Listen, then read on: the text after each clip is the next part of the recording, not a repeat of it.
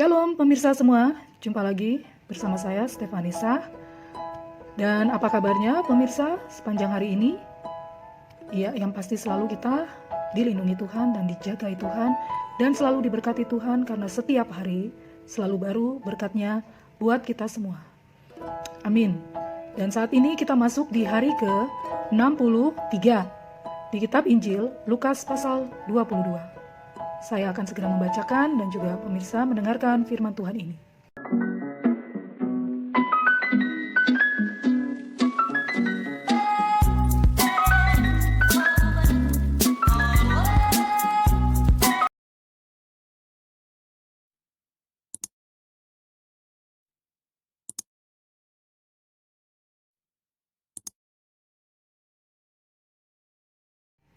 Kitab Injil Lukas pasal 22 dari ayat 1 sampai 71. Dan yang ini berjudul Rencana untuk membunuh Yesus dari ayat 1 dan 2. Demikian firman Tuhan. Hari raya roti tidak beragi yang disebut Paskah sudah dekat. Imam-imam kepala dan ahli-ahli Taurat mencari jalan bagaimana mereka dapat membunuh Yesus sebab mereka takut kepada orang banyak. Yudas mengkhianati Yesus. Ayat 3-6. Maka masuklah iblis ke dalam Yudas, yang bernama Iskariot, seorang dari ke-12 murid itu. Lalu pergilah Yudas kepada imam-imam kepala dan kepala-kepala pengawal bait Allah dan berunding dengan mereka, bagaimana ia dapat menyerahkan Yesus kepada mereka. Mereka sangat gembira dan bermufakat untuk memberikan sejumlah uang kepadanya. Ia menyetujuinya dan mulai dari waktu itu ia mencari kesempatan yang baik untuk menyerahkan Yesus kepada mereka tanpa setahu orang banyak. Persiapan untuk makan Paskah ayat 7-13. Maka tibalah hari raya roti tidak beragi, yaitu hari di mana orang harus menyembelih domba Paskah. Lalu Yesus menyuruh Petrus dan Yohanes, katanya, "Pergilah, persiapkanlah perjamuan Paskah bagi kita supaya kita makan." Kata mereka kepadanya, "Di manakah engkau kehendaki kami mempersiapkannya?" Jawabnya, "Apabila kamu masuk ke dalam kota, kamu akan bertemu dengan seorang yang membawa kendi berisi air. Ikutilah dia ke dalam rumah yang dimasukinya. Dan katakanlah kepada tuan rumah itu, 'Guru bertanya kepadamu, di manakah ruangan tempat aku bersama-sama dengan murid-muridku akan makan Paskah?'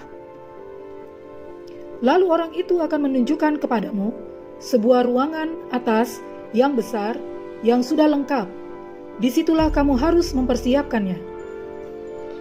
Maka berangkatlah mereka, dan mereka mendapati semua seperti yang dikatakan Yesus kepada mereka. Lalu mereka mempersiapkan Paskah.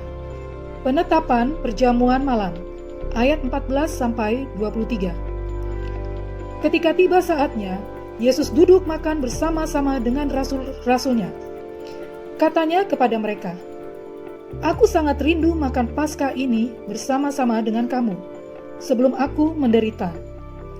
Sebab aku berkata kepadamu, aku tidak akan memakannya lagi sampai ia beroleh kegenapannya dalam kerajaan Allah."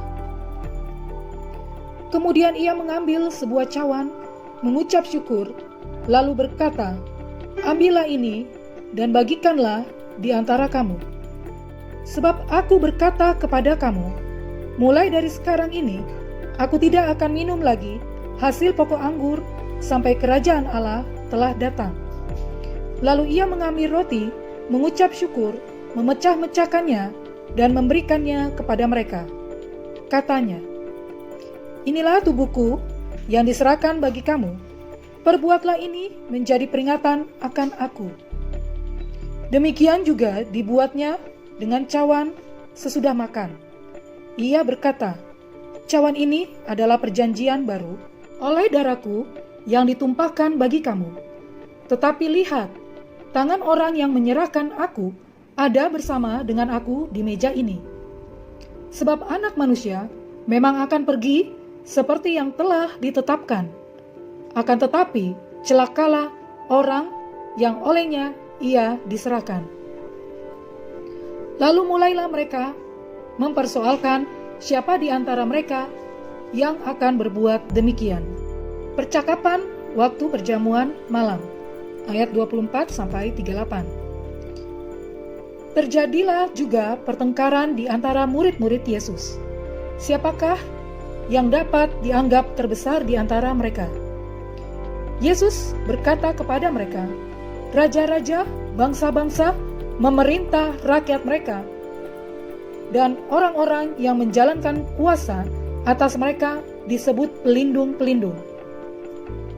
Tetapi kamu tidaklah demikian, melainkan yang terbesar di antara kamu hendaklah menjadi sebagai yang paling muda dan pemimpin sebagai pelayan. Kamulah yang tetap tinggal bersama-sama dengan aku dalam segala pencobaan yang aku alami. Dan aku menentukan hak-hak kerajaan bagi kamu, sama seperti Bapakku menentukannya bagiku, bahwa kamu akan makan dan minum semeja dengan aku di dalam kerajaanku, dan kamu akan duduk di atas tahta untuk menghakimi ke-12 suku Israel.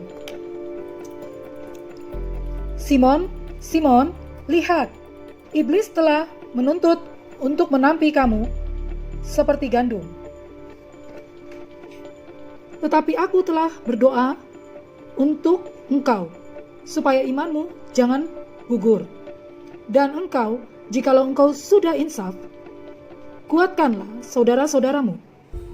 Jawab Petrus, Tuhan, aku bersedia masuk penjara dan mati bersama-sama dengan engkau. Tetapi Yesus berkata, aku berkata kepadamu, Petrus, hari ini ayam tidak akan berkokok sebelum engkau 3 kali menyangkal bahwa engkau mengenal aku.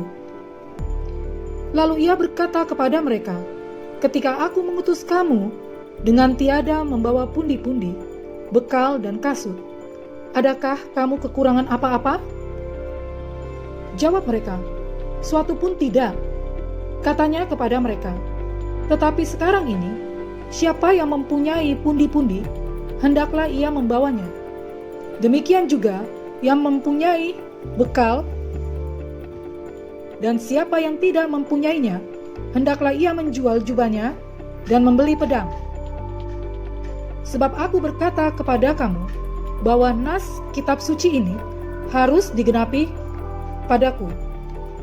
Ia akan terhitung di antara pemberontak-pemberontak, sebab apa yang tertulis tentang aku sedang digenapi. Kata mereka, Tuhan, ini 2 pedang. Jawabnya, sudah cukup. Di Taman Getsemani, ayat 39-46. Lalu pergilah Yesus keluar kota, dan sebagaimana biasa, ia menuju Bukit Zaitun. Murid-muridnya juga mengikuti dia. Setelah tiba di tempat itu, ia berkata kepada mereka, berdoalah supaya kamu jangan jatuh ke dalam pencobaan. Kemudian ia menjauhkan diri dari mereka, kira-kira sepelempar batu jaraknya. Lalu ia berlutut dan berdoa, katanya, ya Bapakku, jikalau engkau mau, ambillah cawan ini daripadaku, tetapi bukanlah kehendakku, melainkan kehendak-Mu yang terjadi.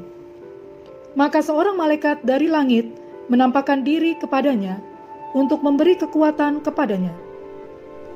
Ia sangat ketakutan dan makin bersungguh-sungguh berdoa. Peluhnya menjadi seperti titik-titik darah yang bertetesan ke tanah. Lalu ia bangkit dari doanya dan kembali kepada murid-muridnya, tetapi ia mendapati mereka sedang tidur karena duka cita. Katanya kepada mereka, mengapa kamu tidur? Bangunlah dan berdoalah, supaya kamu jangan jatuh ke dalam pencobaan. Yesus ditangkap, ayat 47-53. Waktu Yesus masih berbicara, datanglah serombongan orang, sedang muridnya yang bernama Yudas, seorang dari ke-12 murid itu, berjalan di depan mereka. Yudas mendekati Yesus untuk menciumnya. Maka kata Yesus kepadanya, "Hai Yudas, engkau menyerahkan Anak Manusia dengan ciuman."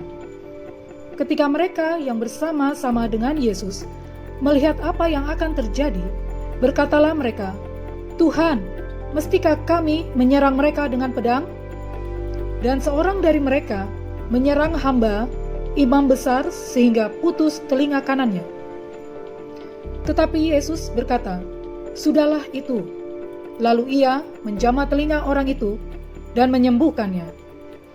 Maka Yesus berkata kepada imam-imam kepala dan kepala-kepala pengawal bait Allah, serta tua-tua yang datang untuk menangkap dia, katanya, "Sangkamu aku ini penyamun? Maka kamu datang lengkap dengan pedang dan pentung? Padahal tiap-tiap hari aku ada di tengah-tengah kamu di dalam bait Allah, dan kamu tidak menangkap aku. Tetapi inilah saat kamu, dan inilah kuasa kegelapan itu." Petrus menyangkal Yesus. Ayat 54-62. Lalu Yesus ditangkap dan dibawa dari tempat itu. Ia digiring ke rumah imam besar, dan Petrus mengikut dari jauh.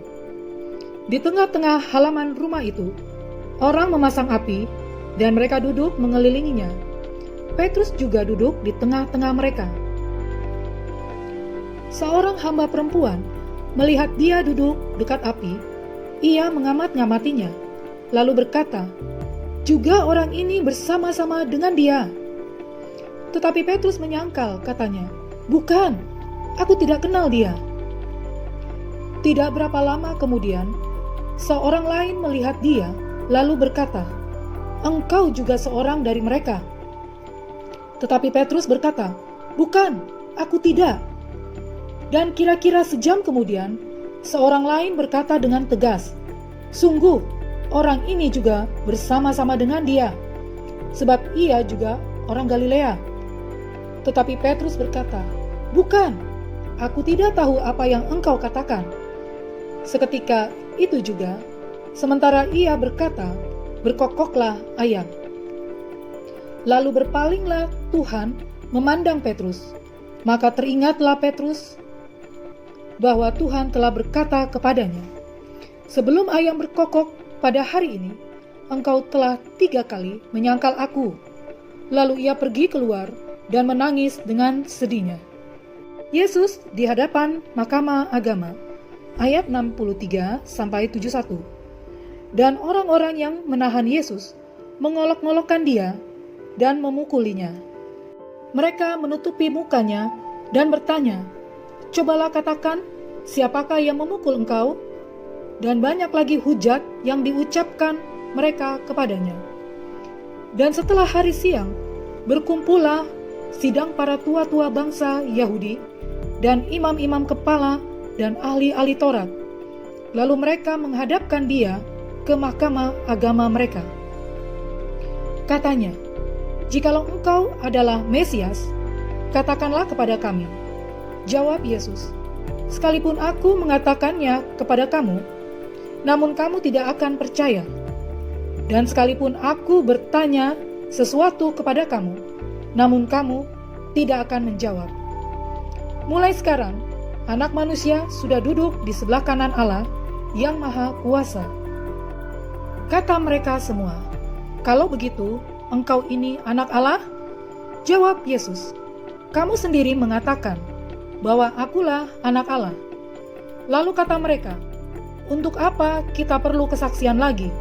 Kita ini telah mendengarnya dari mulutnya sendiri." Terima kasih pemirsa yang sudah bersama saya mendengarkan firman Tuhan ini di kitab Injil Lukas pasal 22. Dan biarlah ini menjadi pegangan dalam kehidupan kita dan menjadi rema buat kita sehari-hari. Dan supaya kita tetap tekun bersama Tuhan di dalam segala hal. Oke, selamat malam, selamat beristirahat, dan selalu menjaga kesehatan kita semua. Tuhan Yesus memberkati kita semua. Amin.